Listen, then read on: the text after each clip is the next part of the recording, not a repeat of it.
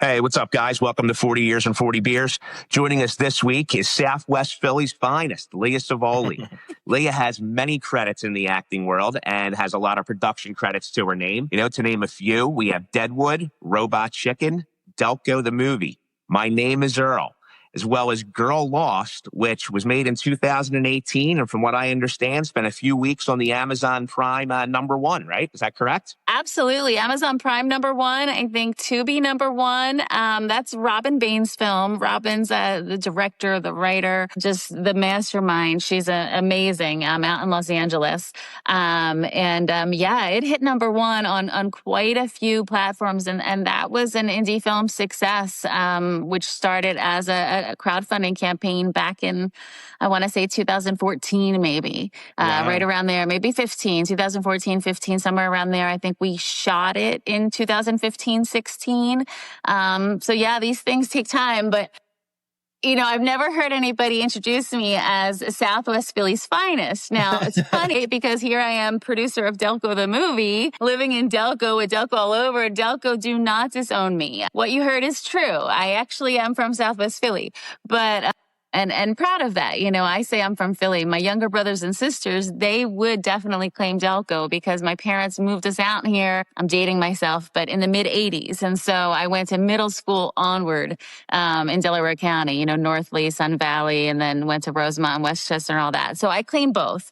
It depends who I'm talking to. I claim Philly, but I claim Delco as well. So it was really funny to hear you introduce me as. Did you hear that, Southwest Philly? I'm coming for you. Good. I'm glad. Well, we found out in our pre-interview, that we actually have some small world connections. World connections. My brother, my aunt, my cousin, my uncle. It's amazing. It's such a small world, the Delco Southwest Philadelphia connection. It's amazing how often it crosses over. Well, so funny story. Earlier today, I was out at one of my appointments and I was chatting with the gal there, and she asked me what's it like to be back, be back here a little bit. And I said, what's funny is I've been running into people who are like, oh, well, that was what it was, is I know her dad. I was like, yeah, I know your dad. She's like, how do you know my dad? I'm like, because your dad knows my dad. And she's like, how did you find this out? And I was like, well, actually, we shot a piece of Delco the Movie at the Delco Shack in Springfield. And the owner of that, Joe Vacone, this was his daughter. And when I went there that day for the shoot, he was like, is your dad Tony or is that your brother? And I was like, that's my dad. Well, it's my dad and my brother. Like, I don't know, which one are you talking about, Anyway, long story short, I was telling her that that's been happening to me. Anywhere I go these days, somebody's like, I know your brother, I know your sister, I know your dad. My dad seems to be the most popular. I had no idea my dad had such a fan club here in Delaware County. But living so long in LA, I never got that. Like, nobody knew my family, like it was like, oh, I know you, or I know somebody that knows you. And so it's been a really interesting, like, adjustment, but like really neat at the same time. And then here you are, in our pre-interview, tell me that, half of, my whole dad's side of the family. School with your brother. Yeah. Both of you went to eighth, was it 8th grade, I think? 8th grade it was. 8th grade with my brother Eric. So yeah, I was always jealous that I didn't get to go to 8th grade at Our Lady of Loretto like you guys did. That's funny, right? Because I was convinced that I was probably going to be the May Queen. And I felt like that, that got taken away from me by... Yeah. That whole Catholic school. To public school and just went to CCD, and I didn't get to be the May Queen. You know what? I think things worked out for you, though. I think everything ended up working out well. So where'd you go to high school? Sun Valley. Went to Sun Valley. So yeah, I went to Sun Valley. Is that when the acting bug hit you? Were you always interested in acting from a young age? Did you take any classes? Were you just in maybe local theater? So yes and no. So I always had a flair for the dramatic. My mother will tell you that, I was just always a very emotional kind of child. And when I was younger, I did a lot of dance classes, tap and ballet and jazz. Like I don't want to say most kids, but I feel like a lot of kids, you kind of experiment with what you want to do. So I took a lot of dance classes. I took gymnastics classes. I took modeling classes. Bless you. Who knew? That's a thing. You can actually take modeling classes. Mainline models, they're still out there in existence today. I discovered. I was like, oh my God, I went to your school like 30 or 40 years ago. So that was another one of those fun small world moments. Like, yes, you're the same lady. So never really took any acting classes, but started to do, I would say, in middle school. In middle school, I started to do like school plays, and in middle school and high school. Never anything major. Didn't really pursue it out of that. I was going to school to be a teacher, psychiatrist, or elementary education. So I did a double major in psychology and elementary education. I always kind of thought I would work with maybe teenagers, runaways, troubled youth. That's just kind of always what called to me in pregnancy and things of that sort. So that was like kind of the path I was on. Long story short, dropped out of grad school, ended up on tour with a bunch of rock bands, and the sensible thing to do at that point was to move to Hollywood. And that was kind of when once I was there and I'd been out in LA for a couple of years, it kind of hit me like, why are you all the way out here away from your family if you're not going to like really go for it and pursue to a dream that you can't pursue anywhere else. And I had been working a lot in rock and roll. I had gone on tour with a bunch of bands, the summer before, and ended up booking bands and promoting at local nightclubs. And that was kind of, how I got my feet wet in Hollywood, so to speak. Some of the rock and rollers that were already out there, kind of took me under their wings and got me that kind of solid grounding where I felt like I had found my tribe. I had found my people, out there, but I still didn't really know what I was doing necessarily. I didn't have a plan. And a guy who's now a really good friend of mine handed me a business card from this school called Van Mar Academy of Television and Motion Picture Acting. Ivan Markota, rest in peace, from New York. A big Catholic guy from New York. He wore gold crosses, gold chains. You guys would have loved him. He handed out little notes and little newspaper clippings as you walked into his classroom. He yelled at you about your teeth or if you weren't dressed the right way. He was great. He would have totally fit in Southwest Philly. And that's kind of then when I started to actually take it seriously and started taking classes and starting to find out okay, what is this all about? What is background work? What is extra work? How do you do this? How do you make money at this? What are the steps? What are the steps to get into the union? And how does someone like me who doesn't know anybody out there and just here like everybody else trying to, get to that next rung on the ladder or that next credit, really, right? You hear even to this day, the biggest of celebrities out there basically say, after each job, they're looking for their next job. That's just kind of how that industry goes. It's very different than what I was pursuing, so quite the just kind of throw caution to the wind, and there's no real rhyme or reason necessarily. So you get out to LA, and, let's be honest. I mean, you have one of those resumes where people go, wait, you were in Deadwood, you were in Robot Chicken, then Delco the Movie. Do you secretly just like surprising people, with some of your film credits? I think every so often lightning strikes. Yeah.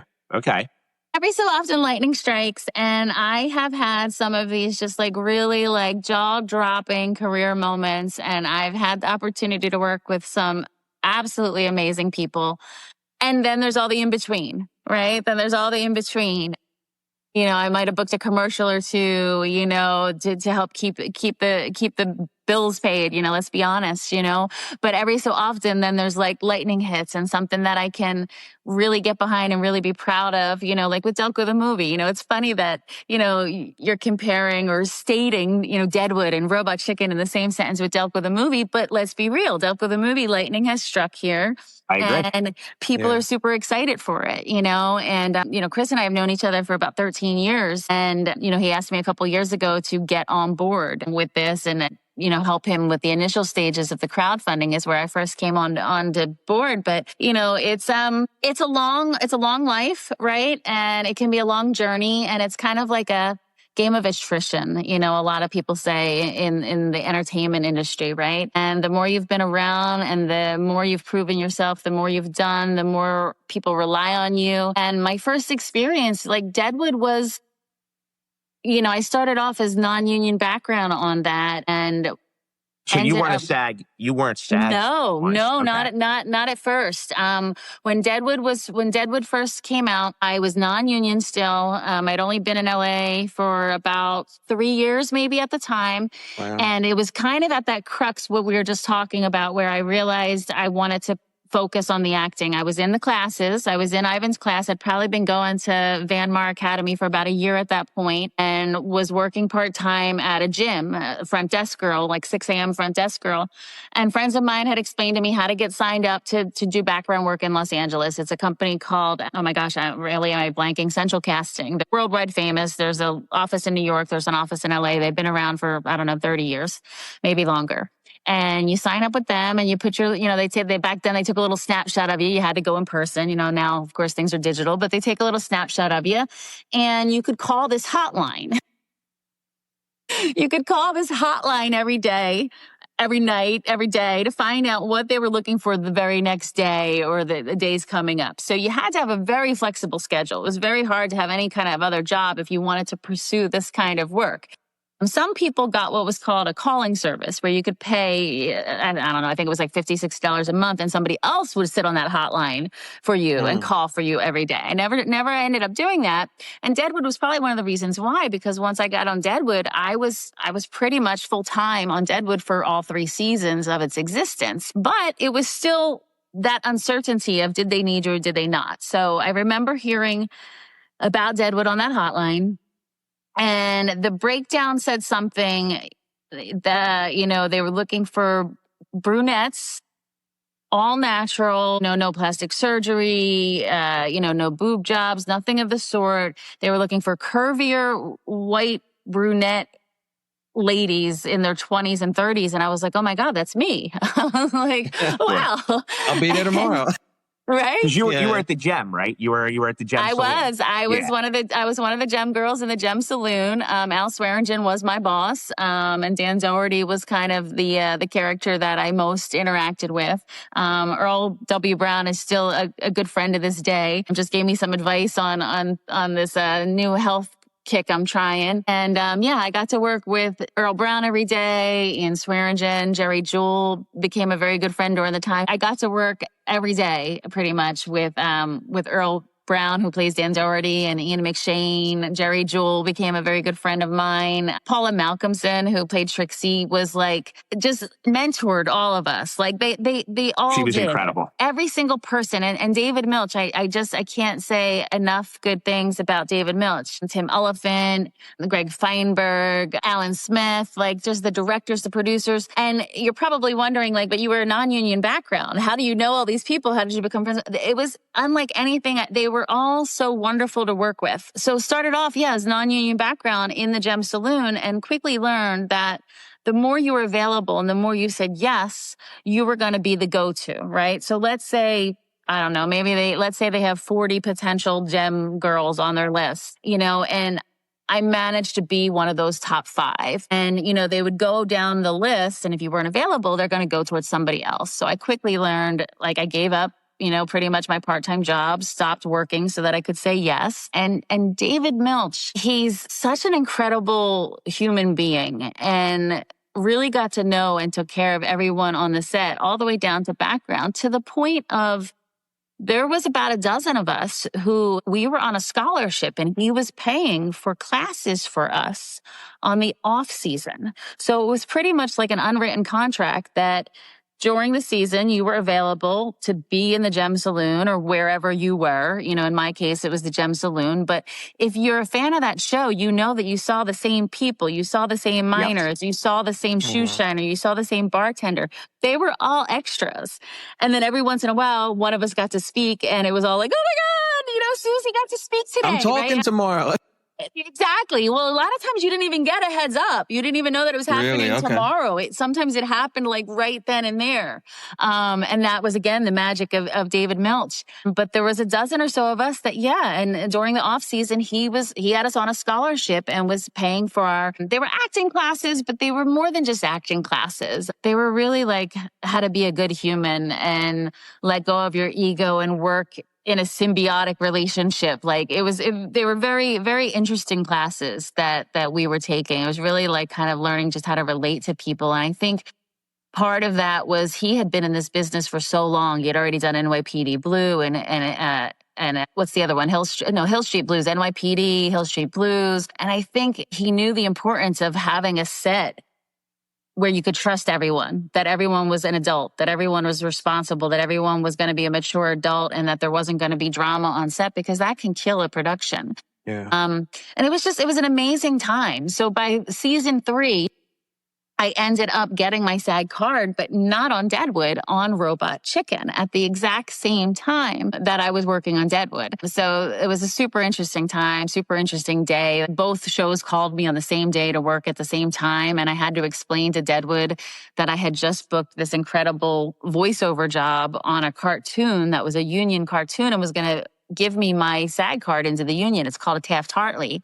If you speak on a union show before your union. And both productions worked it out with me. Robot Chicken let me come in an hour earlier than they had planned, because in the voiceover world, you don't really start too early. Yeah.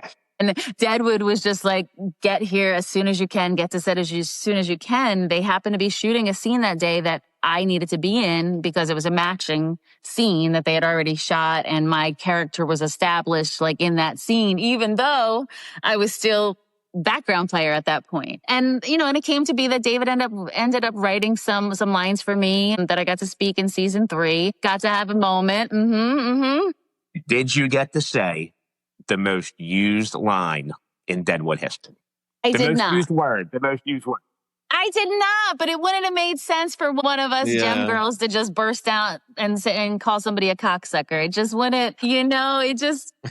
It's amazing how the writers, I'm like, they slip it in there 7-8 times, and it's not for show. It's used perfectly. Yeah.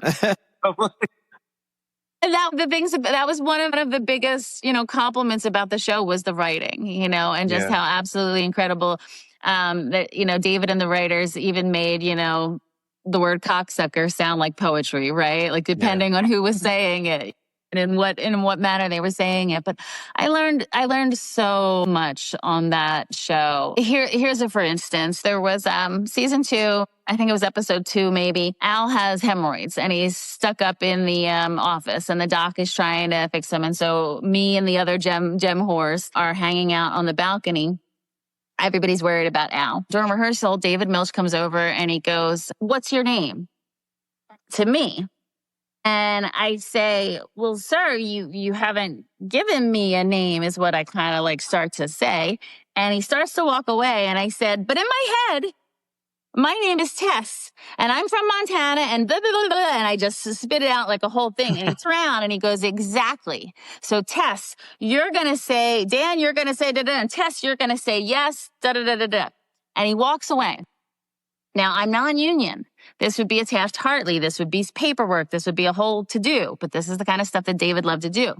Well, he walks away. His first AD walks over to me and she goes, "You're not going to say anything.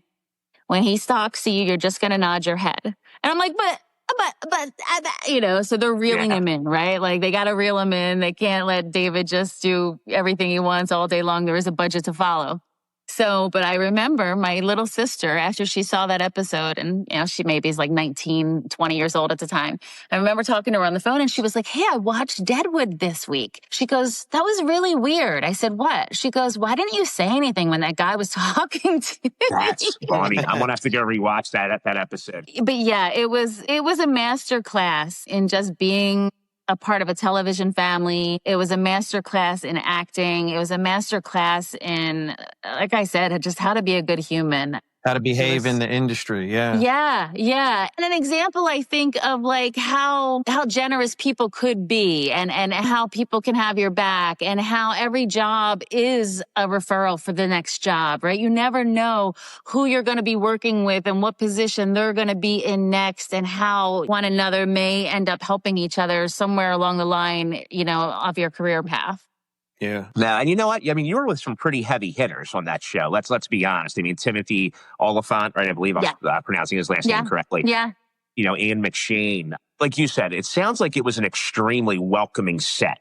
It was. It really was. I mean, Timothy Oliphant ended up that gym that I told you I worked at part-time. He was a member there and we didn't know each other at first. But then after a while, I was like, I got to tell him, that I'm on the show. And so I remember, by season 3, when I was given a speaking role, he comes into the gym the next morning and he's like, hey, Me and my wife, we watched the show last night, and I was like, that's my friend that works at the gym. She's the front desk girl. And I was like, oh my God, Timothy Elephant's at home telling his wife, like, oh, there's the front desk girl. My friend, yeah. That's awesome. Meanwhile, he's getting, multiple K per episode, which he deserves. $100 a day, sometimes not even. Back then, oh my gosh, when I was non-union, I was thinking about this earlier because I knew you guys were going to want to talk about this. Non-union background work. It was about $64 for 8-hour shift. That's how much I was making a day. Wow. But at the end of the day, it's just like anything, right? Yeah, it opened other doors. Correct. Mm-hmm. There's probably how many young aspiring actors, actresses give up after 4 or 5 times in that situation. And it's the 2 or 3 who just said, you know what? I want to go one more time. I want to go one more time. That ended up succeeding, right? And that's what pretty much happened, it sounds like. Yep, absolutely. And it's funny. Bonnie Gillespie, she has a bunch of stuff out there. BonnieGillespie.com. She wrote a book called Self-Management for Actors. And she wrote a column. And one of her columns that she wrote was called One More Time. And it was inspired by a conversation that her and I had where I was like, it was one of those moments where I was like, I don't know how many more times. And she was like, one more time. Yeah. Yes. Yeah. And then one more time. If you can keep doing one more time. Yeah. Yeah. Give it one more try. Give it one more try. Yep. Until you hit the point where you're like, I got no more tries left in me, right? Maybe if it's not fulfilling you anymore, if the thrill of it is gone, and you go through ups and downs, right? Like I have now been in SAG, the Screen Actors Guild, since 2005, 20 years. This is my 20th year in the Screen Actors Guild. And I remember a day where I thought that was going to be impossible. Like I had no idea how I was going to get into SAG. I was doing background work all the time and I wasn't getting my I never once got a SAG voucher. The standard way to get into SAG was 3 SAG vouchers. You'd do background work and hopefully somebody didn't show up and you got the leftover SAG voucher, or you knew somebody who knew somebody, or you did something on set that day that they got a SAG voucher. Never happened to me in like 3 or 4 years of working. And then Robot Chicken came along. And that was the Taft-Hartley is kind of like the Willy Wonka golden ticket. It gets you to the front of the line. So you don't need the 3 vouchers. You just get to skip to the front of the line. And that's what ended up happening to me. And I just remember like thinking like, oh my God, this is impossible. I'm always going to be making $64 a day. There was one day on the set of Deadwood. It's an episode where Dan Doherty kicks the crap out of the other guy and then there's the antlers and all that. So I am in that scene. And I'm the only gem gal. We'll use the word gal since this is a podcast, but technically we were the gem whores in the saloon. And so I'm the only gal in this scene all day. And so much so that like the hair and makeup for like the lead actors is the one that's handling me because my face is right there. And he kind of hits me with a towel and tells me to go running off before the big fight happens. And I think we were on set for like 16 or 17 hours that day.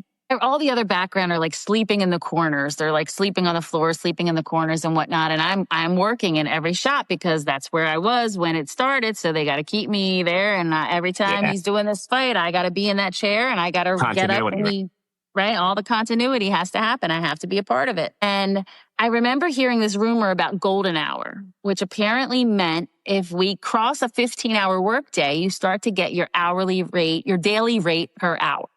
And I was like, wow, okay. 17 hours in, we clock out. And I say to the PA as I'm logging out, like, hey, so I heard about this like golden time thing. And he's like, sweetie, that's just for union. And I said, 17 what? Hours? And I said, wait, so like that union guy that's been napping over there in the corner for 5 hours now, he's getting it, yeah. But I wasn't. I remember I called my mom on the drive home. It was out in Santa Clarita, so it was a good like 45-minute drive back to LA every day. Out on Melody Ranch is where we shot it. It was amazing being out there. And I remember called my mom crying like, I worked my butt off today. I was in every scene, and people that slept in the corner are making like 5 times what my maybe $100 paycheck was going to end up being because I was non-union. So yeah, I've paid my dues. Yeah, I agree. So I want to ask, I do want to ask one more question about Deadwood before we move on to other parts of your career. So Deadwood's a very iconic show, right? If you could take a few minutes to tell us if you had to tell one story that would entertain at a dinner party about Deadwood, what would it be? One story that would entertain at a dinner party. Here's a fun story. Lunch breaks. Sometimes I got to be a stand-in. Season 3, because I was now union. So I also ended up being used as a stand-in. And so if you don't know what a stand-in is, it's usually somebody who sort of looks like the actor, at least the same like kind of height, weight, and complexion, so that the lighting department can get the lights and the cameras, everything ready while the actor is in their dressing room doing, final hair and makeup, so that they don't have to be standing there sweating while, somebody that sort of looks like them can do that job. And you do the scene, basically, right? Like you walk through the scene. Sometimes you can. Yes. Yeah, you're at least going to walk through it. You're at least going to walk through it so that you can then tell the actor that's coming in to do it for real, you're going to say this, then walk over to here, then you're going to stop here, then, he's going to throw you that hat. So make sure you're you're going to help them with the positioning of how the whole thing is going to break down. But you're also there for the lighting purposes and all of that. So you're typically should look somewhat like the person. Well, season 3, HBO was coming in. They were bringing a B camera crew. So A camera is the regular Deadwood crew who's working every day. And they're shooting. And we're probably behind schedule because we were almost always behind schedule. So they're shooting the episodes. Well, HBO wants to come in and shoot a trailer for the season 3 premiere, which is like next week or something. So they end up booking me as a stand-in on the B unit, which was really just the people from HBO, not people that I necessarily knew. They weren't people that I had worked with. Like they were HBO's people that came in, not Deadwood's people, if that makes sense. So there was like a camera guy from HBO and their people just so that they could call in, they'd call Trixie over to do this one scene and then she was done, right? And then call Al in because they're putting the trailer together for the season premiere. Well, I am the stand-in. I am the only stand-in. So I am the stand-in for every single one of the actors that day on the HBO promo. The HBO guys were laughing because, then I'd come out with like a beard and a hat and they'd be like, oh my God. They're like, who are you going to be next? Yeah. And I'm like, I don't know. Like, that's just wait what 5 minutes. It was so much fun. I got to be Calamity Jane. Awesome. I got to, hold the bottle, pretend to drink. I got to be Trixie, hold a cigarette, pretend I'm doing this. I got to be Al. I got to be Doc Cochran. I got to be every single actor that they needed to do the stand-in for. And it was hilarious. That's crazy. What was the last day like? What was the very last day like? The last day, we had no idea. So it was season 3. And like you said, a lot of big stuff was happening. For me, my character had just gotten to speak a couple episodes prior to that. My other friends that were also the Gem Saloon gals, there were stories happening around us. Jen got this big storyline where they kill her off. They put her in the box, pretend she's Trixie. So there was a lot happening with all of us, even down to, all of us that were the background players in the saloon. And the Pinkertons had come to town. So our last 2 weeks of shooting was all about the Pinkertons. Yeah. So we just had all these 50, 75, 100 background guys in there that normally weren't part of the set. So it was lots of big stuff going on. And the death and all like that. So it was just like a really great time. We had all bonded. This was the end of season 3. It just felt like there was just so much stuff going on. And we parted ways. We went to the wrap party. There was a wrap party a couple days later, a week later. I have lots of great pictures from the wrap party. Everybody was there. I have to mention AC Lyles in all of this. AC Lyles, rest in peace as well, was a publicist at Paramount. Him and David Milch were very good friends, very close friends, and Paramount was one of the producers.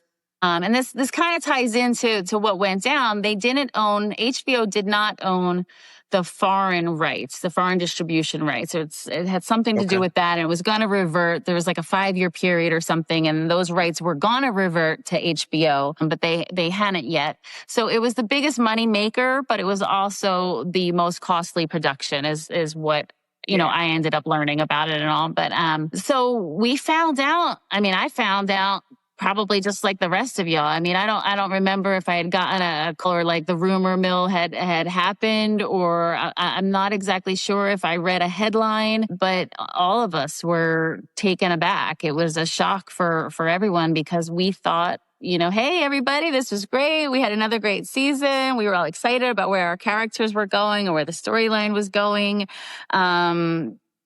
The ensemble was an ensemble cast of just great, great people. And we were a family. And I remember, I don't know, maybe 6 months later, 9 months later, I just kind of, it's I'm just going to say it, but I kind of found myself in a bit of a funk, like a little bit of a depression. And I didn't quite know why. And I remember talking to my mom. I talked to my mom a lot, I guess, apparently. Mom, you're wise. Apparently you've got lots of wisdom. Sounds like it.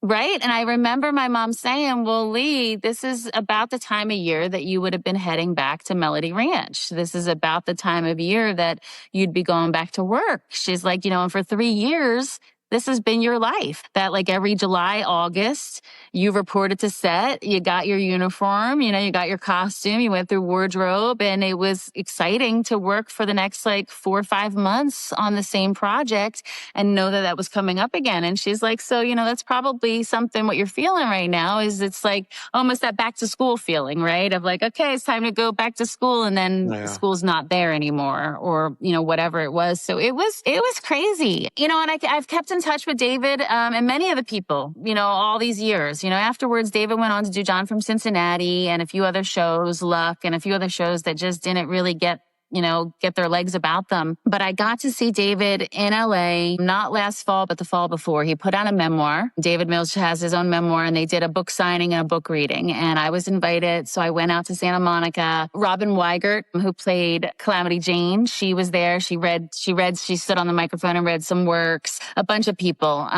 came out, and were there to support David. And so I got to see him, from what I understand. He's not doing the best. He's not in the best health these days and whatnot. I was really appreciative that I got to be there at the book signing and the book launch and got to see everybody again, not too long ago.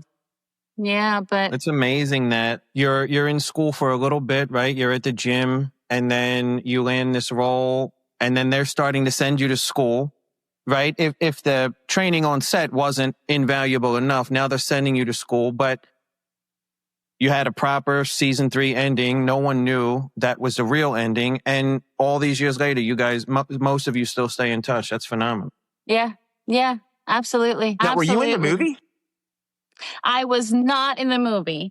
Okay. Sadly, I pitched myself. I tried. I found out later David wasn't as hands-on with that. Maybe, who knows? I tried, but I did get to go, not the premiere, but the very next day, they did a big screening at the Television Academy. And I got to go to that and got to see Greg Feinberg, one of the producers there, and a few of the other people. I loved it. Everything I saw, I cheered. I liked the way they wrapped it up, the stories that they told. I thought it went really well. Did you guys see it? Did you guys see the 2-hour wrap up? Yeah. Yeah, I thought it was great. Well, listen, it was their loss. They should have had you. I know, I wasn't. No, I guess I was too old to still be in the Gem Saloon. I don't know. I'll just go with that. Well, and today, listen, when they filmed it, you have that. There's a whole genre for that now. So and men probably like it. I don't know. They might have. Absolutely, right? Well, right. Westerns, absolutely. Westerns are just great to work on. Just the period pieces. It was just so neat. The hair and makeup. I was in hair and makeup for, 60 to 90 minutes, like every morning, just as the background gals, because it was, I believe they won Emmys. They were at least nominated if they didn't win for the hair and makeup. Yeah. John and Adam were the heads of the department. Adam Brandy, I'm blanking on John's last name. This is 25 years ago, but they were amazing. And, and that was the other thing. For those of us who had long hair, they loved us, right? Then they just got to play with our hair. And there were days where I would just leave set with my hair all still up from whatever they did to me. There's a photo shoot I went and did, like with my hair all still done. It was great. The you costumes, definitely went out that night. I definitely did. Makeup, costume. Janie Bryant did all the costumes, and she's gone on to win all kinds of things. She's out there just killing it. I think she's got her own clothing line out there. Just like Like, I mean, you hear it in my voice, every single person. Like, you know, I can name people from the catering department to the costume to the wardrobe, like all had an impact on my life and my time on the show. And I imagine they had an impact on pretty much everyone's life who was on the show. It was just, you know, from the bottom to the top and back down to the bottom. You were on Deadwood, you know, which is a huge production. Transitioned over to Robot Chicken, then spent some time. I don't know if my name was Earl, was one episode or a recurring role. One episode. It was just one episode. It was like a week-long shoot, but it was just one episode. It was a season finale with Christian Slater. So it was actually pretty darn cool in a similar way. No. He was the guest director. He was guest directing. And so basically that it was a similar kind of thing where I started off as background on the show. They hired, I don't know, a bunch of people to look like hippies. And they came in to like the lunchroom or whatever, and they asked who was union and could anybody sing? Well, of course, we all raised our hands. And trust me, I can't sing, but I did sing in Our Lady of Loretta choir, right? So did you guys sing in the choir? No, we'd hide it. No? Okay, so I've sang in the choir. I've sang in choirs and choruses my whole life, but I'm not a singer. So they ask if anybody can sing. We all raise our hands because something big is about to happen, right? They want to know who's union and who can sing. They take us out 5 at a time and make us sing Michael, Row Your Boat Ashore. So I'm like, I got this. It's a church song. I got this, right? Yeah.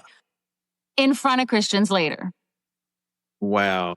And the other director, the producer. And somehow I was one of the one chosen. That is phenomenal. That's fantastic. That's great. Get booked as this hippie singer and come back on a set the next day. And, you know, now we're excited. You know, we're part of the hippie singers. There's like 4 or 5 of us. So they set the scene up. And the scene is Jason Lee, right? That's his. Yeah, Jason Lee. That's Earl. So he's laying down like, and Christian Slater is doing this like saging over him with like a stick of sage, some sort of cleansing. And they're doing the rehearsal. And I happen to be positioned so that I'm standing next to Christian Slater as one of these hippie singers. And they do the rehearsal, and Christian's got this lit thing of sage that he waves, and then he has some other action he has to do. And he says to the director, well, where should I put this? Like after he's done with it, it's a lit piece of sage, you know, they light it on fire and it smokes and all that. And the director kind of looks at him, you know, there's no table or anything around. And I go, you can hand it to me. And Christian looks at me and he looks back at the other director and he goes, I can hand it to her. And the guy's like, okay. In my head, my name is Tess. That's the same thing. Yeah. Right?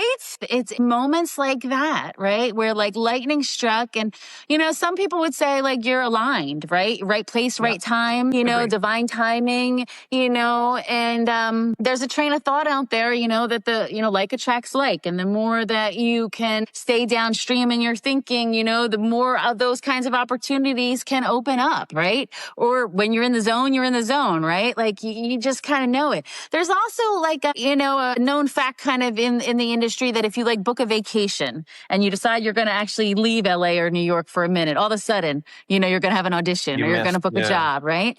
And the same thing though with momentum, right? Like a lot of times I have found this to be true with commercials. I've booked a couple commercials over the years. There was a Walmart commercial a couple years back for like Black Friday and things like that, that when you book like a commercial, then it's almost as if like your next audition, the next couple auditions you go on, you're just, I don't know, you're just more grounded. You're right. You're on fire. Yeah. And like, it's all like all of a sudden you book like 2 or 3 jobs in a row, even though you hadn't booked one in 2 or 3 years. It seems to happen, but you know, that's true of that's true of anything really, right? Like when you have momentum, you have momentum. I mean, I think all that stuff is true, right? The lightning, the momentum, but you have to give yourself a little credit. You purposefully did not keep your mouth shut, right? Like in my head, I'm Tess, and that made all the difference, even though the line never came out, right? I'm sure that impressed him in the moment. You know what I mean? Or hand the sage to me. Like you could have just not said anything like the other hippie singers. You know what I mean? You have to give yourself a little credit for sticking up and fighting for it too. I'm from Southwest Philly, yo. Yeah, that's what I'm saying. And we talk about this all the time, Leah. Like it's the old adage. Whenever we're trying to book guests or is this content good? You know, listen, the worst they're going to say is no. Yeah. That's the worst that's going to happen. Somebody's either going to say no. They're not going to like your content. At the end of the day, are you still here? right? Do you still have the ability to do more and go further? And it's the people, like Joe said, give yourself some credit. It's the people who don't give up. And that's one thing. I'm really impressed with your story so far. I'm really impressed with your perseverance. I can tell that probably from a young age, you were always definitely an outgoing individual, never give up kind of person. And saying that, I'm the oldest of 5. I had to be, right? I had to be, especially in outgoing Southwest and outrageous, right? The one thing I do want to make sure we touch on is, so after spending some time, with going to Robot Chicken, My Name is Earl, having a lot of success in the independent film world from what we've seen. Now you're involved in this new endeavor, right? We all have a mutual friend, Chris Domenico. Crispy, as a lot of people like to call him. Crispy, I love that on social media. This Delco the movie, this has really become, it's hot in the industry from what I understand, especially in the independent film world. And tell us how you got involved with that, because I'm fascinated. I haven't seen the whole film yet because Chris is a genius. You have to go to a film festival or you have to go to a screening, which, let's face it, you want your craft to be out there. You want your art to be out there.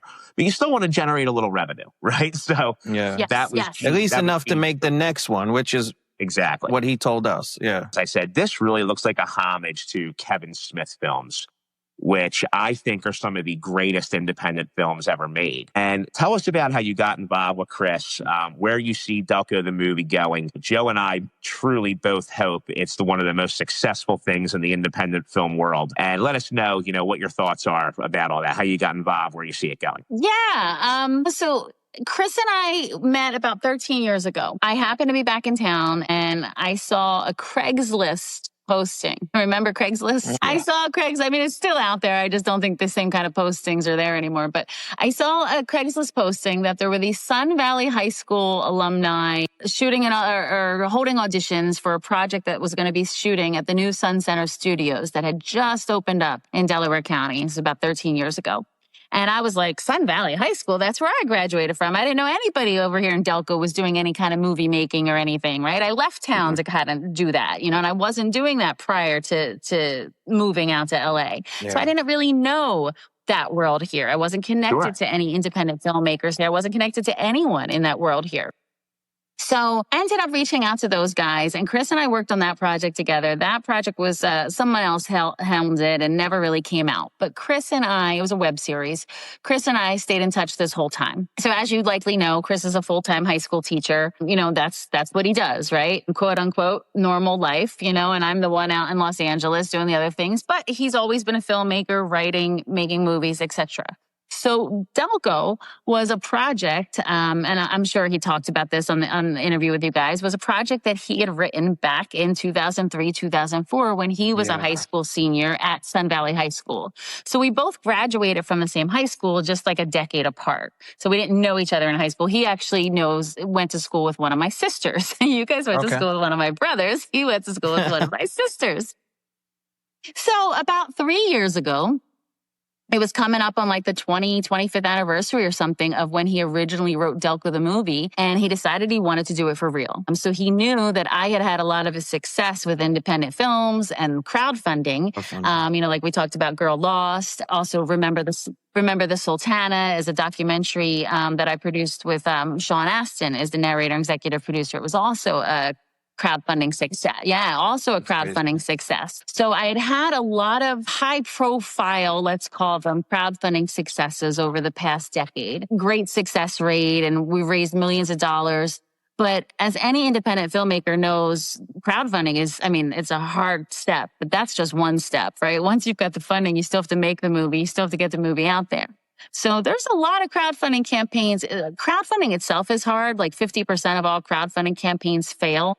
But I would be interested to know what the statistics are of how many of those crowdfunded movies actually get made and then how many of them actually get released. Yeah.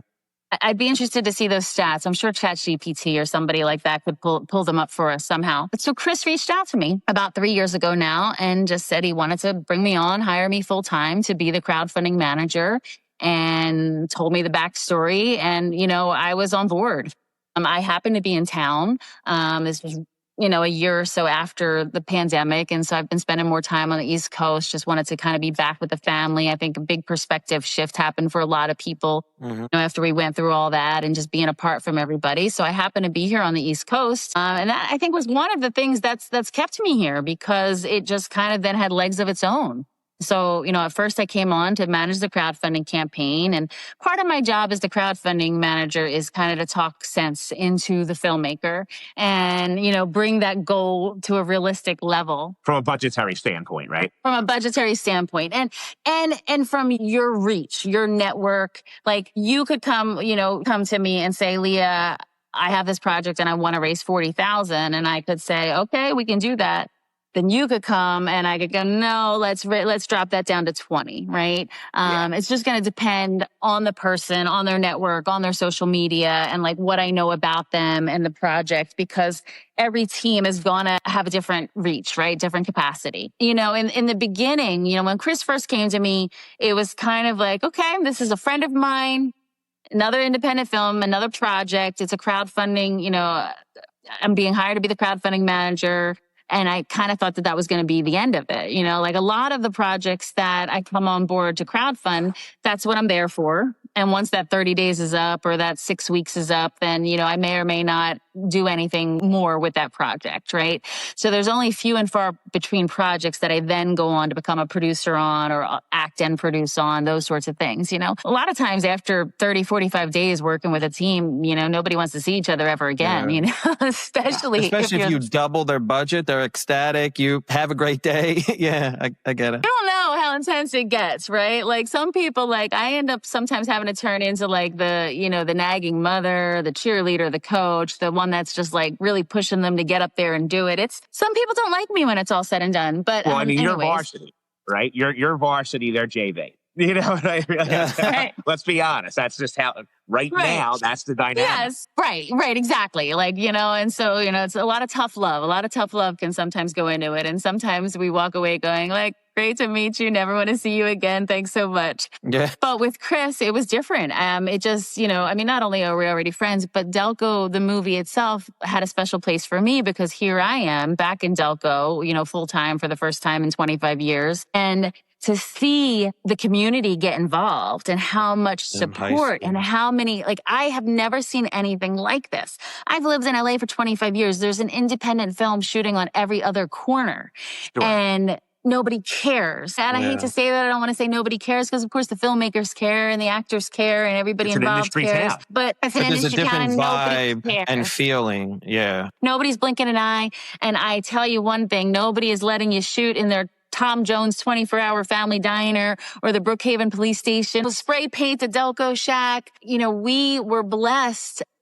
We would have never been able to film the movie the way the movie was filmed if it weren't for the donation of all the locations. Every single location was donated. That would never happen in Los Angeles. And not only were they donated, but people were happy to donate and happy to be in the film. Like the new owner of Tom Jones Restaurant in Brookhaven, we ended up putting her and her husband and her kids, in the scene, Yeah. And we ended up putting her at the register, the cash register. It just so happened to be on the day that Madeline Wright from CBS came down to set to do some footage for the news. And the owner of Tom Jones ends up on the news that night as like the actress, behind the cash register. I was like, it's perfect. It's so perfect. Tom Jones is getting all this love. And then the owner ended up being in the news shot. And it's just, so things like that just happen over and over and over with Delco the Movie. And the press has been phenomenal.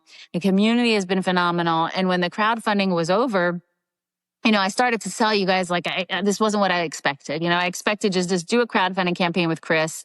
Hopefully we were still going to be friends when it was all said and done. And hopefully, we pulled together enough money so that he could do an indie film. Yeah. Oh my gosh, the legs though that it had. So it just skyballed. And so Chris and I have taken it from there, brought it out to the community, got even more donations, more sponsorships. And then we shot it. We've been here with Leah Cevoli, Southwest Philadelphia, Delco native. who spent a great time with us. We cannot thank you enough, Leah. You have been phenomenal. We wish you nothing but the best. We wish Delco the Movie nothing but the best. And as far as we're concerned, you're a new friend of the show. Well, Great stories. Great. I thank you guys for having us. Yeah. DelcoTheMovie.com. We just, we just screened at Kevin Smith's Smodcastle Film Festival a couple weeks ago in North Jersey.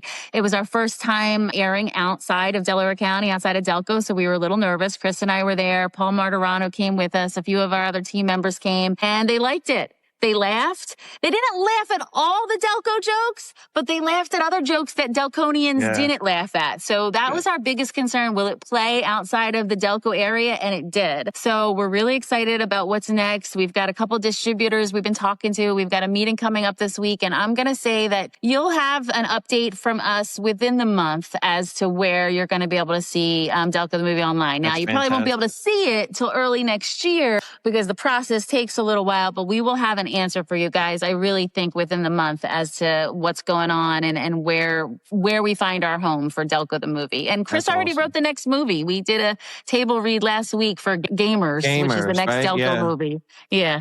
That's amazing. Great. Well, listen, thank you very much for your time. Thank you so much. We appreciate you.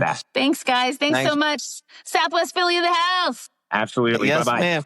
We'll talk soon. Thanks, Leah.